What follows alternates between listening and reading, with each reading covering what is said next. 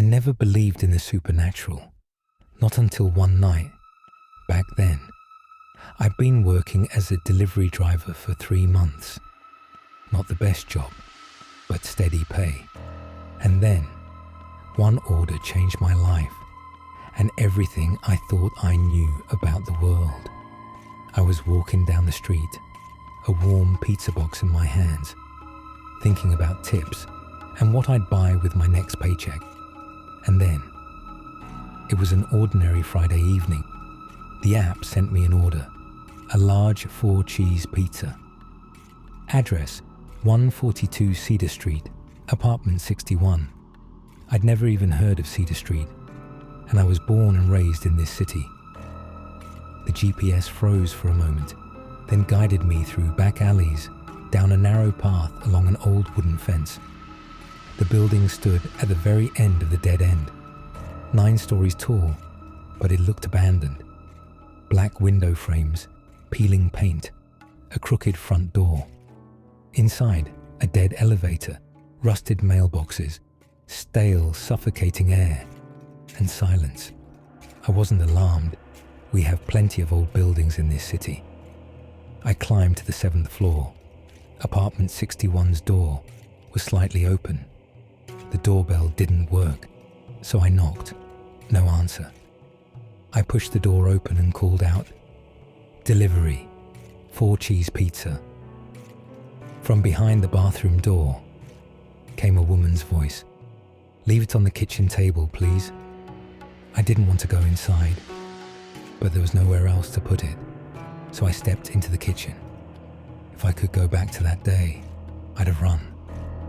I had only taken a few steps when the front door slammed shut, loud, locked. I knocked on the bathroom door. "Sorry, could you open it?" Must have been the draft. Silence. I opened the door and froze. The bathroom was empty.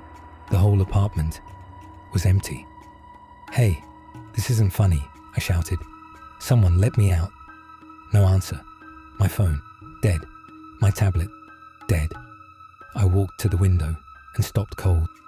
Beyond it, nothing but thick, white fog, a still, solid wall, and I could feel someone in it, watching me. I shut the window. Old rooms, empty cabinets, rust. Sometimes I felt someone right behind me, but every time I turned, nothing. Hours passed. I didn't feel hungry or thirsty. When I finally opened the pizza box, I almost threw up. Grey-green mold, the smell of rot, and a dried-up dead fly in the corner. I slammed the lid shut, shoved it away, walked into the bedroom, lay on the bed. From the wall came scratching, shuffling, and a hiss, like a snake. I knocked, begged for help, but no one answered. Eventually, I fell asleep. A click from the front door woke me. I jumped up and heard that same woman's voice. "You're free. I'm sorry I did this to you. I was very hungry." "Who are you?" I yelled. "In your world, there are no words to describe me. Go, before I change my mind." I ran down the stairs. They seemed endless. When I burst outside, I saw police officers, my parents, my friends. My mum screamed and nearly collapsed. It turned out I'd been missing for 4 days, but I thought only a few hours had passed. I turned to point at the building, but it was gone. That's when true fear set in. Worse still, when I looked in a mirror at 25, I looked almost as old as my parents. Months have passed since then. I no longer deliver food. I don't eat pizza. The doctors said progeria, a rare disease that makes young people age quickly.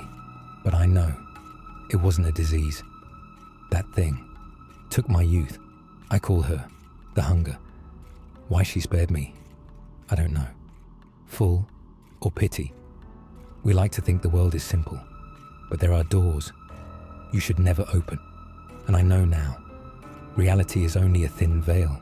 Beyond it are things we have no words for.